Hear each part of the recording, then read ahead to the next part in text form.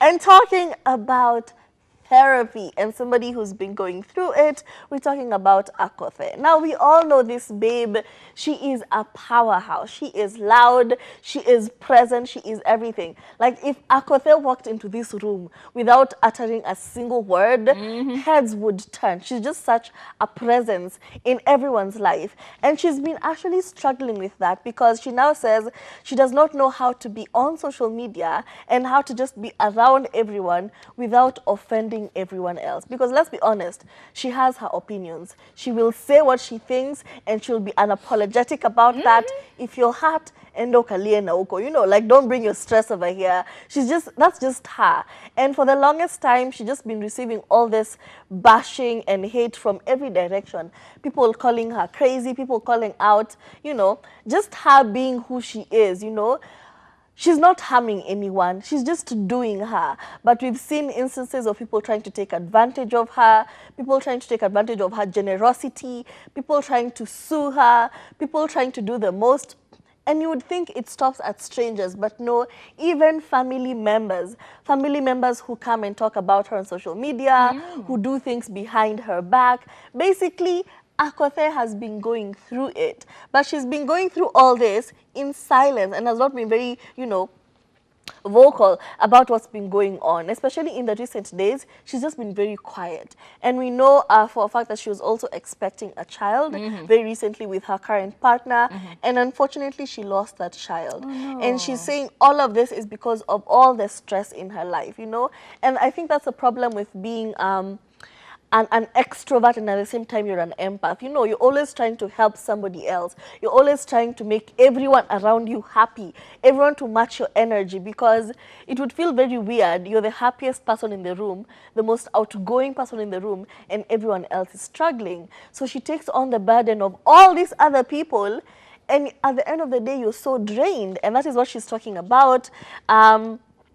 She's been in and out of hospital for the longest time, and at some point she felt like, you know, all of these people who are coming for her, just talking about her, yani she didn't have a support system, a solid support system, like somebody she could go and talk to without having an ulterior motive. You know, anytime you have a friend, you have to wonder, are they my friend, or are they with me because of my money? Are they with me because of something I can give them? And it is such a horrible place to be in. And she goes on to say she's been in and out of hospital, a lot of pain, like down to paralysis, like Oh, no. her left arm being paralyzed and everything. And then she goes on to say that at some point she was put on antidepressants because of how bad her condition was. And just love and light to Akothee, you know. She is such a powerful person. She is so outgoing.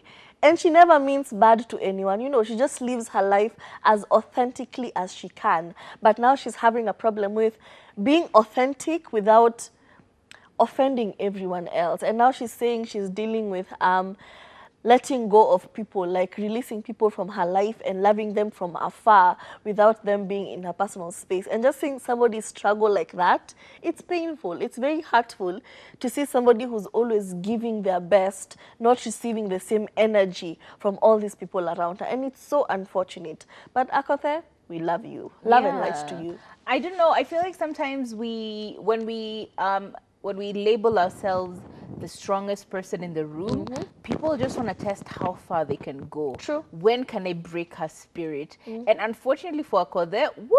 When she became the toughest person in the room, she became the actual punching bag. True. It's like right, left, and center, she's receiving blows upon blows upon blows.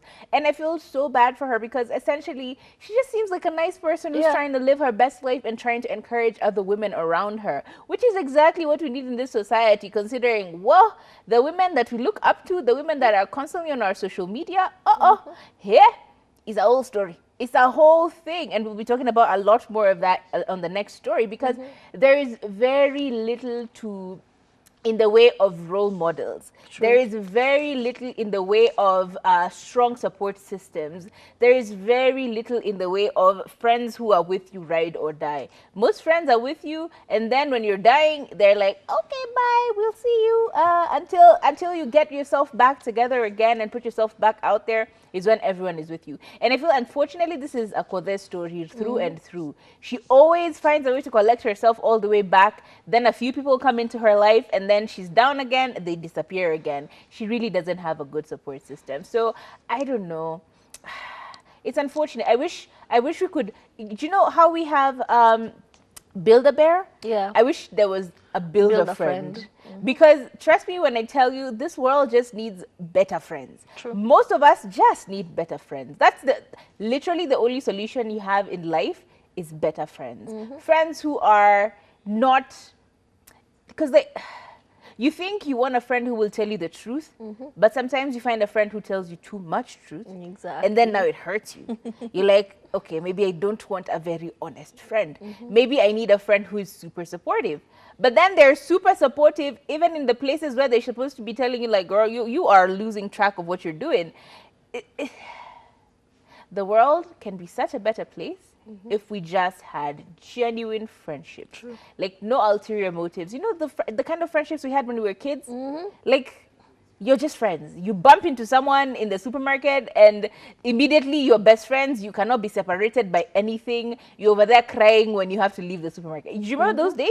You're not friends with me because I have a blue No, sharpener. you don't even know me. You know nothing about because what? A sharpener or a pencil or a Barbie kit, you know. Like you're my friend, my Yeah, friend. you're just my friend. Like, we can go over there and play with mud and go home. Like, I don't have to have a whole princess doll thingy display for you to come to my house. But then as we grow older, you start to realize that, oh yeah, by then I prefer staying with them because then they eat Blue Band Choco. You remember Blue Band Choco? Okay, I had a friend who I only used to be friends with them because the mom always used to buy them Blue Band Choco. Like, ghetto. Anyway, my point is the world would be a much better place if we had better friends. That's just my 2 cents.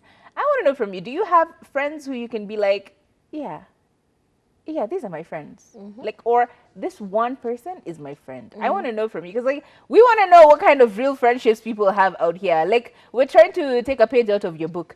Are your friends genuine, and how do you know this?